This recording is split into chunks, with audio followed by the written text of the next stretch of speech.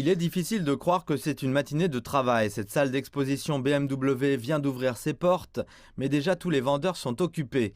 La scène est en fait juste une répétition de ce qui se passe ici depuis des mois. Les ventes de voitures dans cette salle d'exposition ont augmenté de près de 5% en 2020, en dépit de la pandémie.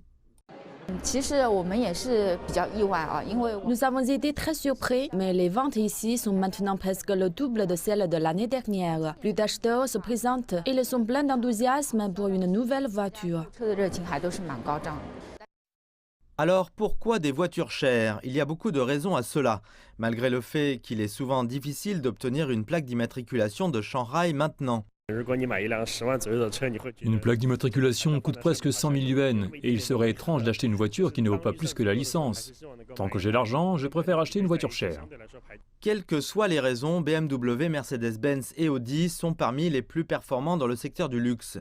Bien sûr, la liberté financière a toujours été la clé pour les consommateurs haut de gamme d'acheter des voitures chères, mais plus important encore maintenant, le confinement dû à la pandémie de l'année dernière leur a laissé de l'argent non dépensé. Les enquêtes auprès des consommateurs de la firme de recherche Mintel montrent que plus d'un tiers des consommateurs envisagent maintenant d'acheter une voiture de luxe. Les consommateurs qui prévoient d'acheter des voitures de luxe sont plus stables financièrement. De ce fait, le marché des voitures de luxe montre plus de résilience et rebondit rapidement après la Covid-19. Les campagnes d'escompte sont une autre raison d'attirer les consommateurs qui ont une sensibilité croissante au prix et des exigences intransigeantes en matière de qualité et de statut. La bonne performance de la Chine ajoute beaucoup à l'atonie des ventes d'automobiles dans le monde entier.